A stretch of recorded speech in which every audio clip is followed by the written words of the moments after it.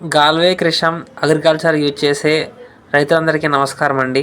ఈరోజు ఇక్కడ మీరు చూసినట్లయితే ఈ రైతులు టమాటాను పండించడం జరిగింది. వాళ్ళు ఓన్లీ జీసీ పవరు, జీవాము రెండు మాత్రం చల్లి మనకి టమాటాని సాగు చేయడం జరిగింది. కావాలంటే మీరు జీవాం బ్యాగ్ చూసుకోవచ్చు. ఒకసారి టమాటాలు మీరు గమనించినట్లయితే ఎంత మంచిగా ఉన్నాయో చూడండి. ఆర్గానిక్, పూర్తిగా ఆర్గానిక్ వాడారు వీళ్ళు.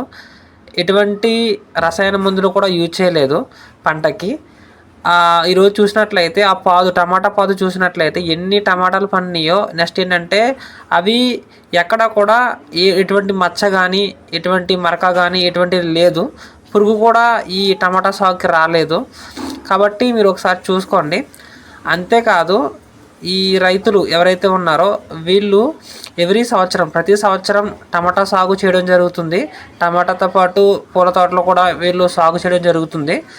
మేము చెప్పే విషయం ఏంటంటే, ఈరోజు ఇక్కడే కాదు ప్రతి చోట కూడా ఆర్గానిక్ అనేది డిమాండ్లో ఉంది.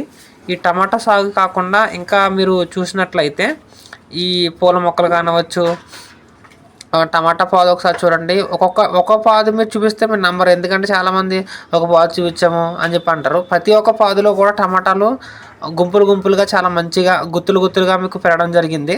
కాబట్టి ప్రతి ఒక్కటి కూడా మీకు ఎక్స్ప్లెయిన్ చేయడం జరుగుతుంది. ప్రతి ఒక్కరూ ఆర్గానిక్ వాడండి. ఆర్గానిక్లో మీకు చూసినట్లయితే గాల్వే కంపెనీలో